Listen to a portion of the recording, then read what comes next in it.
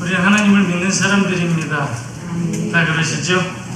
네, 하나님을 믿는 사람들에게 하나님께서 주실 은혜는 영혼의 구원이다. 우리가 그 사실도 결코 잊지 않기를 원합니다. 믿음의 결국은 곧 영혼의 구원이라는 사실을 결코 잊지 말기를 원합니다. 우리 삶에 가장 이해하기 어렵지만 가장 위대한 역설은 고난 중에도 기뻐하라는 겁니다. 참 어려운 말씀입니다. 듣기는 쉬워도 행하기는 어려운 말씀. 그러나 우리가 믿음이 있다 하는 하나님의 자녀들로서 이것을 듣고 잊어버리는 것이 아니라 행할 수 있게 되기를 축원합니다. 고난 중에도 기뻐하며 믿음으로 사는 것. 오늘 2절 말씀에 보면 너희가 여러 가지 시험을 당하거든 온전히 기쁘게 여기라 이렇게 말합니다. 이걸 좀 다르게 표현하면 어떠한 종류의 시험을 만나든지 그걸 기뻐할 기회로 삼으라는 말이에요.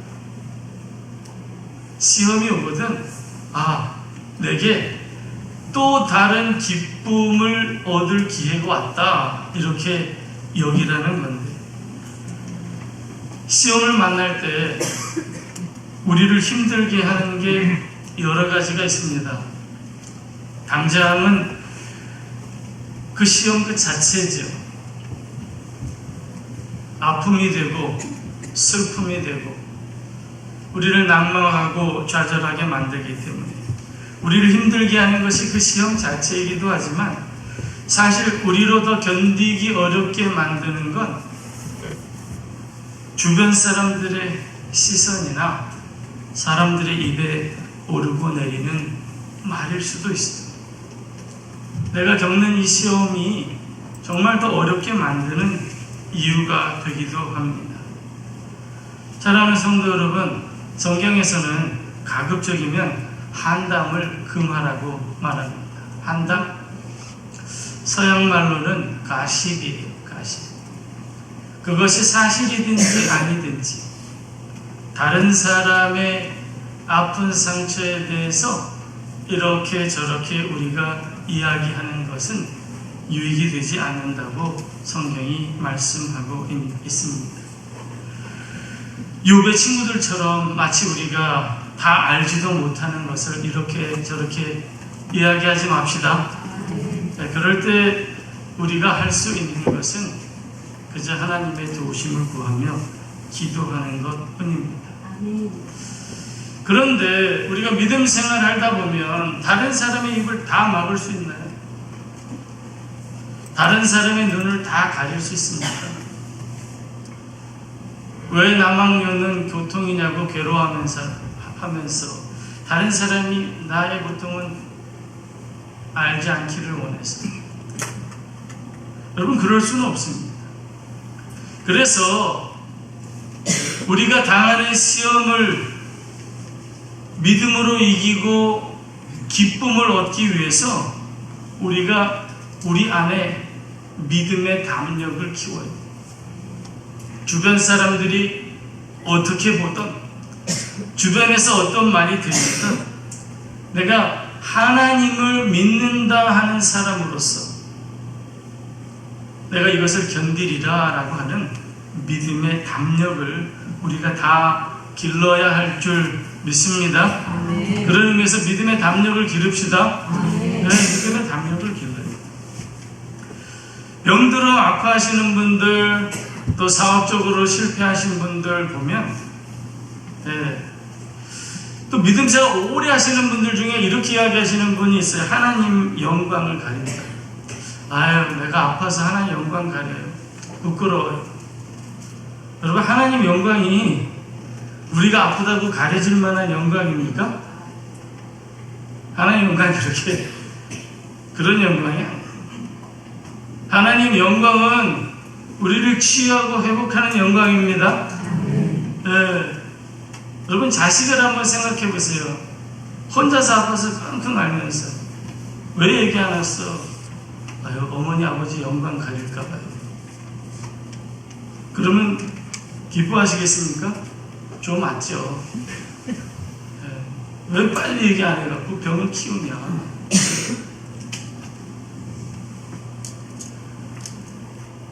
기억하시기를 바랍니다. 우리 주님은 건강한 자를 위해서 오신 것이 아니라 병든 자를 위해서 오셨다고 말씀하셨습니다. 부한 자를 위해서 오신 것이 아니라 가난한 자를 위해서 오셨어요. 우리를 부하게 하시고 건강하게 하시고 우리의 영과 혼과 육을 구원하시기 위해서 오셨다는 사실을 잊지 맙시다. 감추는 것이 미덕이 아니에요. 사랑하는 성도 여러분, 주님 앞에 또 형제 자매들 앞에 우리의 아픔을 드러내고 함께 치유와 회복의 길을 찾는 것이 참 믿음이고 지혜입니다. 결국 다른 사람의 시선이나 다른 사람의 말이 문제가 아니라 우리 안에 하나님을 향한 진실한 사랑과 믿음이 부족하기 때문이라는 것을 우리가 직시해요. 오늘 말씀은 참 바보같이 들리지만 약한 것을 자랑하고 어려운 일을 당할 때 도리어 기뻐하라는 겁니다. 혹시 주변에 옆에 아프신 분들이 있거나 실패하신 분들이 있으면 믿음으로 인내하라고 이야기할 수 있을 뿐 아니라 그렇게 이야기해야 합니다. 이것이 우리의 믿음으로 행하는 거예요. 옆에 있는 분에게 이야기합시다. 믿음으로 인내합시다. 믿음으로 인내합시다. 모든 시험이 다 하나님이 의도한 것은 아니겠지만 어떤 시험도 하나님께서 우리가 다 감당할 만큼 힘을 주신다는 사실을 기억합시다. 감당할 만한 힘은 다 주세요. 그게 어떤 시험이든지. 그래서 야고보서에서 보면 뒤에 믿음이 있노라 하고 행함이 없으면 무슨 유익이 있으리요. 그 믿음이 능히 자기를 시험에서 건져내겠느냐라고 말합니다. 시험을 당했는데 믿음을 보여야 하는데 그 믿음을 보이지 못하니 그 시험에서 어떻게 빠져나오겠느냐라는 말씀입니다. 말씀대로 행함으로 믿음을 보이시기를 축원합니다. 야고보서 2장 21절에 보면 오직 한 분이신 하나님을 믿음으로 의롭게 된 아브라함이 하나님의 명령을 따라 이삭을 바치는 믿음의 행함을 하나님을 향한 그의 충성심으로 표현합니다. 사랑하는 성도 여러분, 믿음이 그 의와 함께 그의 행함과 함께 일하고 행함으로 믿음이 온전하게 되는 겁니다. 우리가 당하는 경제적, 육체적 고난이 내가 지은 죄로 인한 것이든지 또 누군가의 죄로 인한 것이든지 세상이 얼마나 복잡해. 내 잘못만으로 내가 아프거나 힘든 게 아니라 정말 주변의 여러 가지 환경 때문에 내가 원치 않는 질병을 얻기도 하고 의도하지 않았던 실패를 경험하기도 하는 세상입니다. 그러나 그것이 어떠한 것이든지 믿음이 있는 자에게는 그것이 기뻐할 기회가 된다. 이 말도 안 되는 역사를 하나님께서 우리에게 지금 받아들이라고 말씀하시는 거예요. 아파하는 형제 자매들에게 기뻐하라고 말할 수 있는 믿음이 있기를 기도합시다. 참 쉽지 않죠. 쉽게 말하면 고난을 당할 때 믿지 않는 자와 믿는 자는 대처 방법이 달라야 한다는 겁니다. 하나님의 구원의 약속이 없는 사람처럼 그렇게 행동하지 말고 우리에게 주신 말씀, 곧 우리를 죄와 사망의 권세에서 구원하신다는 하나님의 약속을 기억하며 어떠한 시련이 나에게 다가와도 우리 믿음으로 그냥 다 녹여버리라는, 한마디로 믿음의 용광로가 되라는 거예요. 캐파가 좀 큰 용광로가 됩시다. 어떠한 걸 집어넣어도 그냥 믿음으로 다 녹여버리는 거죠. 베드로전서 1장 6절에서 7절에 아주 비슷한 말씀이 나와요. 그러므로 너희가 이제 여러 가지 시험으로 말미암아 잠깐 근심하게 되지 않을 수 없으나 오히려 크게 기뻐하는도다. 너희 믿음의 확실함은 불로 연단하여도 없어질 금보다 더 귀하여 예수 그리스도께서 나타나실 때에 칭찬과 영광과 존귀를 얻게 할 것입니다. 할렐루야. 네, 이게 얼마나 큰 소망이에요. 우리에게 있는 시험이 우리 믿음의 진보를, 행군을 주춤하게 할 수 있을지는 모르지만, 여러분, 우리 믿음의 행보를 멈추거나 뒤로 물러가게 할 수는 없습니다. 우리는 뒤로 물러가 침륜에 빠질 자가 아니라고 말씀하셨습니다. 오직 믿음으로 된 의인은 믿음으로 삽니다. 오직 의인은 믿음으로 삽니다. 아멘. 믿음으로 삽시다. 네, 지금 하나님께서 그걸 우리에게 이렇게 저렇게 말씀해 주시는 거예요. 믿음으로 살자.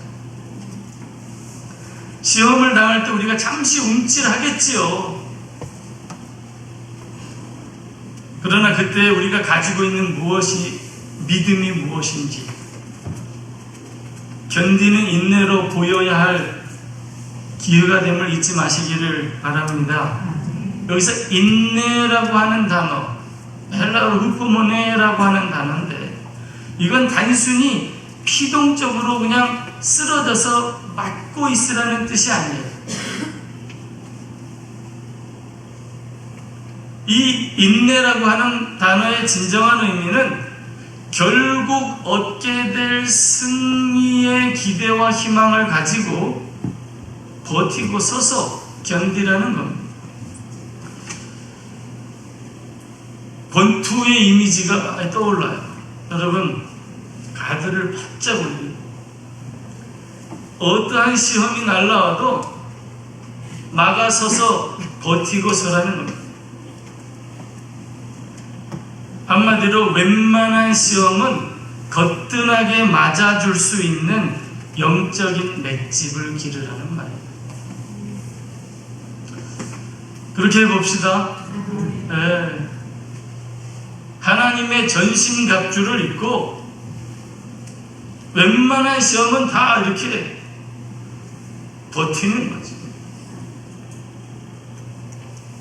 그런 의미에서 인내는 하나님을 향한 우리의 충성심으로도 이해될 수 있습니다. 여러분, 하나님은 우리를 향한 사랑을 포기하지 않으십니다. 우리를 구원하시겠다는, 우리의 영과 혼과 육을 구원하시겠다는 하나님의 약속을 결코 포기하지 않으시고 지키십니다. 하나님이 그렇게 붙들고 서시는데 너는 왜 하나님을 포기하느냐는 말이에요. 왜 너는 너 자신을 포기하냐는 말이에요. 하나님이 우리를 붙들고 계시니 나도 그런 하나님을 의지하여 충성스럽게 견디라는 말씀입니다. 우리를 향한 하나님의 헤세드가 있다면 하나님을 향한 우리의 헤세드도 있어야 합니다. 저는 찬송가 150장 참 좋아해요. 찬송가 150장 갈보리산 위에, 여러분 너무 잘 아시는 찬이에요. 1절에 이렇게 노래합니다. 갈보리산 위에, 아시면 같이 하시는 거잖아요. 그렇죠? 갈보리산 위에 십자가 섰으니 주가 고난을 당한 표라. 험한 십자가를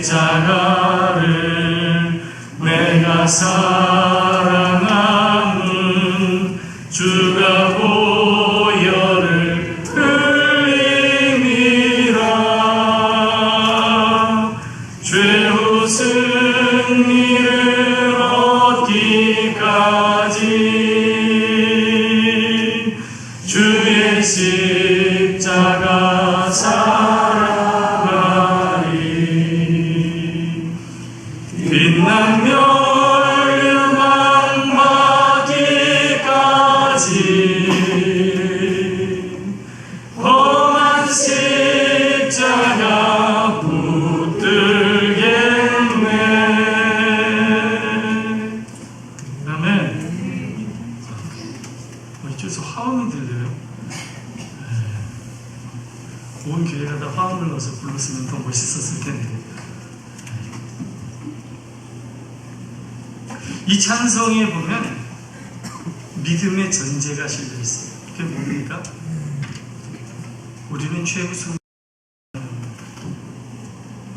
우리는 빛난 멸류관을 얻는다는 거예요. 왜요? 하나님께서 그렇게 약속하셨기 때문에.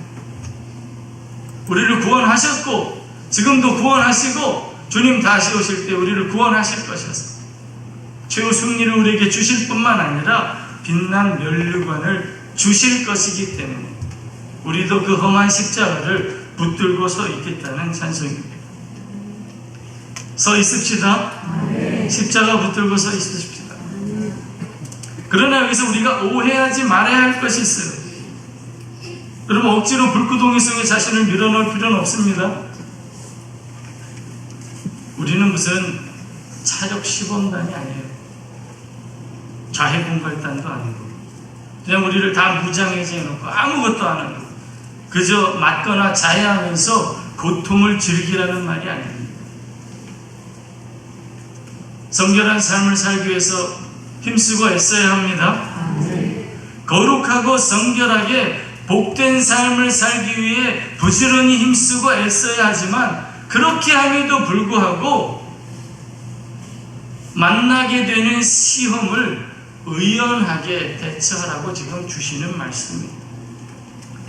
결국 믿음은 소망 가운데 하나님의 사랑을 의지하며 인내하는 것이다 라고 우리에게 가르쳐 주시는 겁니다. 믿음으로 행하라고 하면 많은 사람들이 다시 율법의 의로 미끄러져 내려가요. 그래서 그 율법의 의를 행하지 못한 자신과 자신을 정죄하고 남도 정죄하면서 괴로움 속에 사는데, 사랑하는 성도 여러분, 믿음으로 행하는 것의 근본은 하나님의 약속을 온전히 신뢰하는 것임을 명심하시기를 바랍니다. 모든 율법의 완성인 사랑, 즉 하나님 사랑과 이웃 사랑의 이중 개념을 우리의 삶 가운데 온전하게 하는 것도 하나님의 능력이라는 것. 우리의 힘과 능으로 되지 않고 오직 주의 신으로만 됩니다. 이런 관점에서 볼 때 성도가 가져야 될 가장 중요한 믿음의 행함은 말씀의 약속을 믿고 하나님의 도우심을 구하는 기도입니다. 이러한 말씀과 기도가 행하여지는 것이 바로 이 예배의 자리가 되는 겁니다. 여러분, 예배의 자리에서 말씀을 듣고 확신을 얻으시고 여러분이 당하는 시험을 인내할 수 있도록 하나님의 도우심을 구하며 기도하시기를 바랍니다. 그게 정말 기도의 시간이든지 찬양의 시간이든지 지금 이 말씀을 듣는 중에도 하나님을 향하여 여러분의 영혼 깊은 곳에서 기도 드리시기를 바랍니다. 그렇게 4절에 보면 인내를 온전히 이루라 라고 말씀하시면서 이는 너희로 온전하고 구비하여 조금도 부족함이 없게 하려 함이라 라고 말합니다. 이게 무슨 말씀입니까? 여러분, 우리 교회에서 많이 가르치는 말, 온전 성결에 대한 말씀입니다. 하나님은 우리를 온전히 성결하게 하시기를 원한다는 거예요. 이게 온전하고 구비하라는 말, 그런 의미. 하나님은 우리에게 부족함이 없게 해주시기를 원합니다. 완전한 치유와 회복, 완전한 평강 주시기를 원합니다. 우리가 그걸 누리기 위해서 우리가 온전히 성결해야 되는데, 그러기 위해서 우리의 인내, 우리가 어떠한 시험을 만나도 우리가 인내를 온전히 이루어야 한다는 겁니다. 부족함이나 결핍이 없는 온전한 성결, 하나님께서 그것을 경험하고 참된 평강을 누리게 하시기까지 끝까지 충성합시다. 끝까지 충성합시다. 그런 의미에서 야고보서에서 언급한 참 믿음의 행함을 5장 마지막 부분에서 찾아볼 수가 있습니다. 여러분, 우리가 어떻게 해야 됩니까? 길이 참아야 돼요. 믿음의 맷집을 길러서 정말 길이 참되 하나님의 신실하심을 믿고 끝까지 기도하라는 말씀입니다. 결국 주께서 강림하시기까지 길이 참아야 하는 우리가 이른 비와 늦은 비를 주시는 하나님을 기다리는 인내를 이루어야 하는데, 그 인내를 이루는 과정에서 우리가 가지고 있는 어떠한 강함도 자랑하지 말고 또 어떠한 약함에도 단정적으로 좌절하거나 포기하지 말고, 말씀대로라면 즐거워하는 자가 있으면 하나님을 찬양하고, 고난당하는 자가 있으면, 병든 자가 있으면 함께 기도하라는 겁니다. 여러분, 이러한 믿음의 공동체가 되기를 소원합니다. 우리 공동체가 이렇게 되기를 원합니다. 아픈 사람이 있으면 왜 또 아파? 그렇게 이야기하는 것이 아니라 같이 기도하자. 야고보서 맨 마지막에 5장의 15절에 보면 믿음의 기도는 병든 자를 구원하리니 주께서 그를 일으키시리라. 혹시 죄를 범하였을지라도 사하심을 받으리라. 그러므로 너희 죄를 서로 고백하며 병이 낫기를 위하여 서로 기도하라. 오직 믿음으로 된 의인의 간구는 역사하는 힘이 큼이니라 라고 말씀해 주고 있습니다. 여러분, 믿음으로 기도합시다. 믿음의 기도는 역사하는 힘이 큽니다. 이걸 알았다면 우리가 어려움을 당하거나 누군가 어려움을 당했을 때 이걸 행함으로 보이라는 겁니다. 정말 기도해도 어떻게 안 될 것 같은 상황에 우리가 행할 수 있는 믿음의 기도가 우리에게 있기를 축원합니다. 손잡고 기도합시다. 하나님께서 다시 도우시기를 구하며 기도합시다. 하나님께서 반드시 응답하실 줄 믿습니다.